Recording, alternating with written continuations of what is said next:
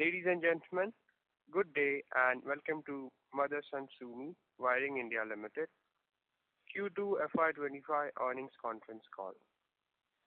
As a reminder, all participant lines will be in the listen-only mode and there will be an opportunity for you to ask questions after the presentation concludes.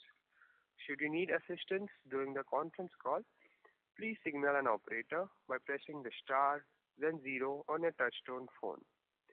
Please note that this conference is being recorded. I now hand the conference over to Mr. V.C. Sehgal. Thank you, and over to you, sir. Thank you.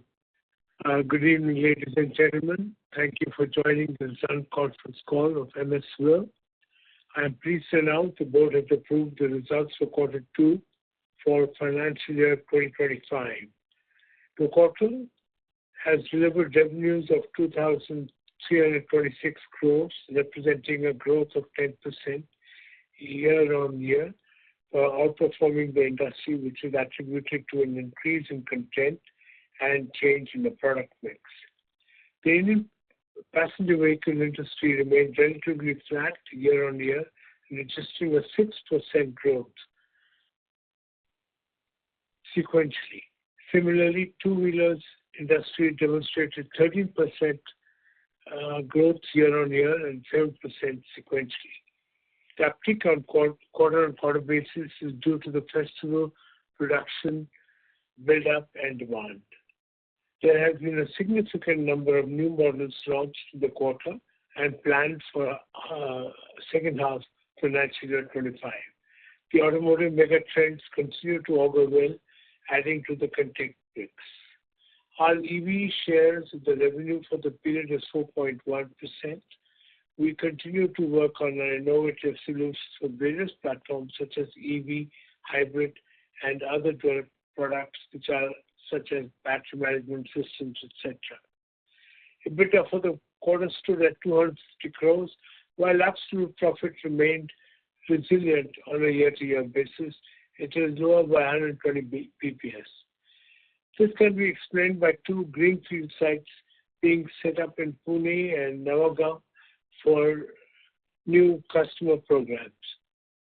We are going through the ramp-up phase and in one of the plants and a delay in customers SOP in the other plant. We continue to focus on core operations and manufacturing excellence. In alignment with the customer production requirements, we are setting up a new facility in Kharkhoda, expects to come on stream in financial year 2026, Q1. Our CapEx guidance for the year remains at approximately 200 crores. We continue to remain debt-free and ROCE exceeding 40% in half one in financial year 25. With this, I would like to conclude my remarks. I have Vaman, Pankaj, Anurag, Mahendra with me to answer any questions. That's you, operator. Thank you very much. Thank you. We will now begin the question and answer session. Anyone who wishes to ask a question may press star and 1 on your touchtone telephone. If you wish to remove yourself from the question queue, you may press star and 2. Participants are requested to use handset while asking a question. Ladies and gentlemen, we will wait for a moment while the question queue assembles.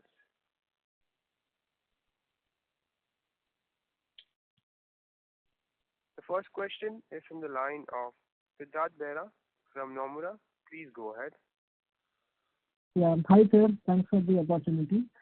So my first question is cost side. We have seen a very sharp jump in some of the costs like employee and other costs in the quarter. While I understand that this new plant is in the ramp-up phase, so if you can just throw some more color on how to think about the costs, will most of the impact of the ramp-up is in the quarter and we should expect some normalization going ahead, or how to think about some one time if there is any cost element for the quarter? I think you can understand that two new projects are there. That means the full impact of two plants without any production is happening at this moment. So it makes numbers a little fluctuating. But I think Rajendra and Anurag can answer this question more clearly. Anurag? Yeah. Rajendra? Anurag this side. Thanks, sir. See, these are two projects. There are two greenfield projects, and one of that is having already because in this particular plant there are multi-customers, and one of the customer has already started the SOP, and second one is yet to happen. The other plant which we are talking about has gone delayed. The project has gone delayed by 6 months by a customer. So when we are talking about the greenfield projects, we have to hire these manpower, and a few infrastructure related costs has to come upfront, which takes some time. When the SOP starts and the production gets stabilized, then only the sales started coming to that. So you will find that some costs are already part of our P&L, and you are seeing those costs are there. So as a window, it takes 6 to 9 months time till the time the SOP and the production gets stabilized. Okay, sir. So basically, would it be possible to highlight, sir, what is the final potential revenue from these two greenfield plants, just to understand what size they sort of can scale up to in the future? Mahendra, sorry, I called your name Rajendra. I apologize. But yes, normally we don't give unit-wise details. That would be a new one for us. Pankaj, what do you think we can do here? Normally we don't give unit-wise numbers. Not the unit-wise, but the greenfield plant has full potential. I think it will be having 400 or 500 crore of revenue. Some color like that will help us understand the size. Okay, see if we can help.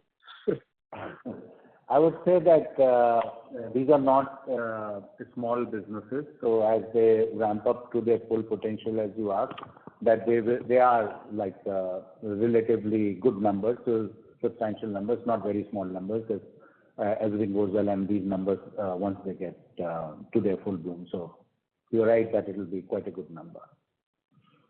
Got it. And the second plant, sir, you mentioned that it got delayed by 6 months. So plan is that it starts by first quarter of FY26. Is it the right understanding?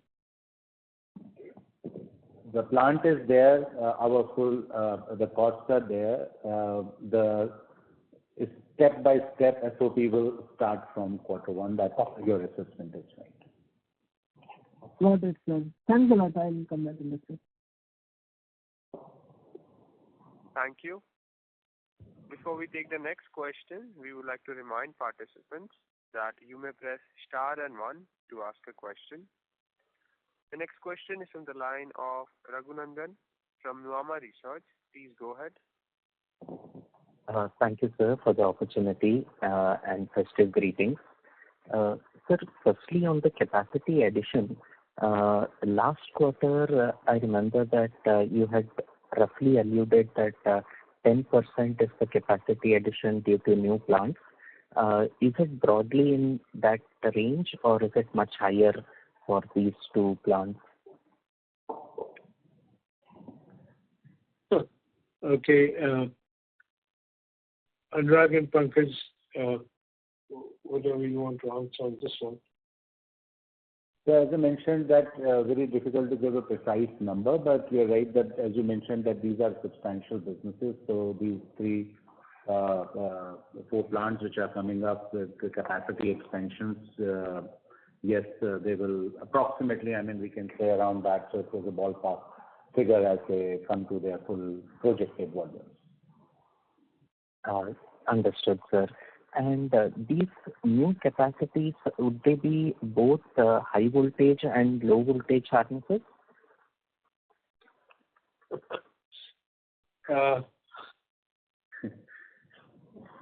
And the thing is that, we can't give details because our customers don't like it.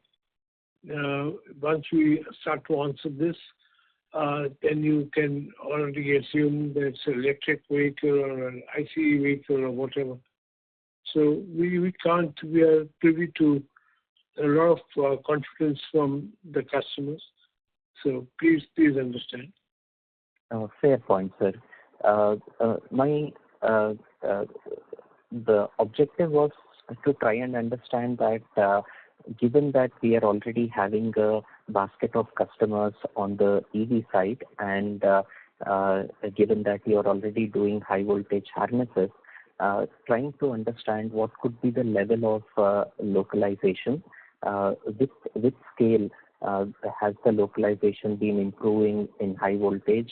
And if you compare it with low voltage harnesses, how far do we need to go? Good question, Pankaj. Can we give some idea on that? Still, as you would see, that the penetration of electric vehicles has not reached the volume level. So you're right that as the volumes will keep growing, more and more localization possibilities get enhanced. From our side, as we had mentioned earlier, that the group has already started and localized cables, started localizing and achieved success in the charging connectors completely made here in India. So we continuously embark on this journey and work with various customers on the projects where certain things are stable and expected to continue. And as the volumes grow up, these localization levels for sure will keep growing. Understood, sir. And on the EV side, I would not ask the names of the customers, but if you can broadly indicate among the top 5 customers in 4-wheeler, 2-wheeler, commercial vehicle, would we have the presence and what would be the EV share in revenues?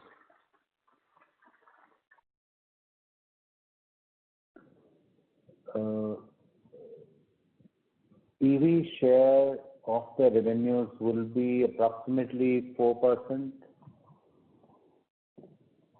And we don't name the customers, but we are with most of the, in all the segments, be it 2-wheelers, be it passenger cars, trucks, buses, all segments we support our customers. Got it, sir. On the cost side, for JPY appreciation, has there been any increase in cost due to this, as there is some lag before you pass it through? Yeah. So, like for all the forex related transactions, we have a pass-through arrangement with our customers. With some customers, it is at a quarterly lag, and with some customers, it is at a half-yearly lag. So there could be impact on the P&L, but that's more of a timing gap. Over a period of time, it really doesn't kind of impact our P&L in either way. Got it, sir.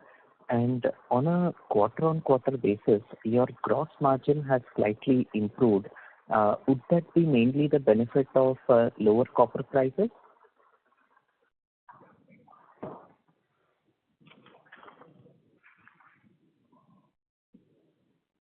Who's going to take this question, please?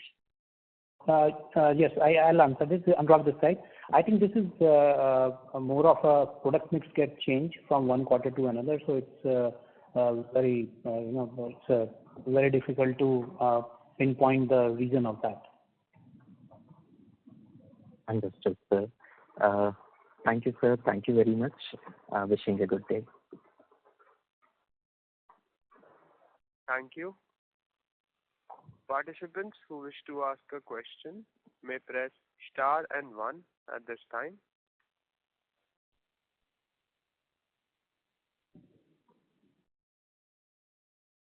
The next question is from the line of Sachin from UTI Asset Managers. Please go ahead. Hello. Hi, sir. Just trying to understand on these 2 greenfield plants, how much CapEx that we are incurring and maybe what kind of asset turn typically we should be expecting from these new CapEx that we will do?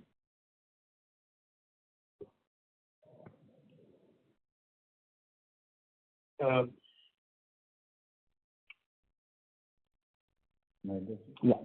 Okay. So minor effect, so I'll take up this question. So our CapEx plan for the year, for the current financial year is about 200 CR, and out of that we have spent about 95 CR in H1 FY24-25. So as far as specific investments on individual plants is concerned, then we don't kind of get into the specific investment of the plant. We don't do this. So I'm not referring to just this. I'm just trying to understand how should we on an incremental CapEx that we would be doing. What kind of asset turn, without being any specific to any client, just trying to understand what kind of asset turn should we be assuming in this business going forward?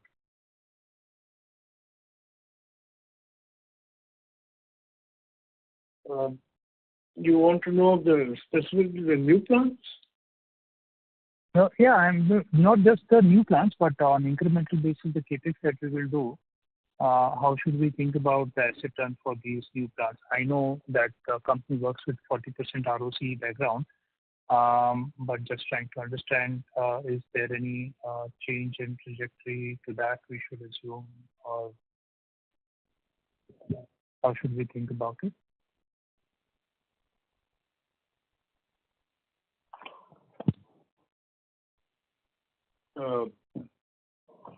Yeah. So as far as asset turnover is concerned, it should be more or less in line with what we have with the existing plants once the full ramp-up has taken place. Sure. Sir, and the last question from my side is that on incremental basis, I'm sure company is likely to generate a healthy cash flow over a period of time. So in terms of just trajectory, how should we understand the maybe the CapEx intensity of this business, and also what kind of dividend policy or the cash return policy which the company will follow. So just trying to understand broadly how much of the incremental cash flow which on yearly basis company will generate, how much we're looking to deploy and maybe in the business, and what should be the cash distribution policy for the company. We have a stated policy that we will return to the shareholders 40%, and the rest will be reinvested in the business. Please understand that there is tremendous amount of growth that's expected for the car industry, in two-wheeler industry and commercial vehicles also. So Motherson will keep on setting up new plants as required wherever the customer is close to them. So in that scenario, I can tell you that we are very enthused by the kind of demand that the customers are having for us, new plants, new areas. And Pankaj, do you want to add on that, or Anurag? No, that is very right, sir. And the market is very exciting. We do believe that customers have invested a lot and continue to invest and have further investment plans to grow the business in India. And therefore, we will continue to keep working and exploring more and more to work together with them for continued development and expansion of our business. Sure. Thank you. Thank you. Participants who wish to ask a question to the management may press star and 1 at this time.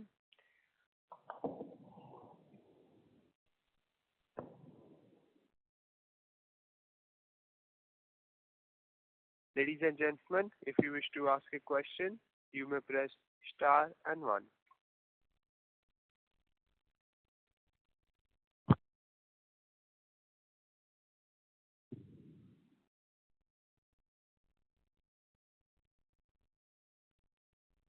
As there are no further questions from the participants, I now hand the conference over to the management for their closing comments. Thank you very much. The board congratulated the teams for a great job done. Please understand that we are inundated by customer requests, and new models is the order of the day. So we are very much on our toes and working hard to make sure that we can take the maximum advantage in this scenario. Thank you very much and have a good day. Bye-bye. On behalf of Motherson Sumi Wiring India Limited, that concludes this conference. Thank you for joining us, and you may now disconnect your lines. Thank you.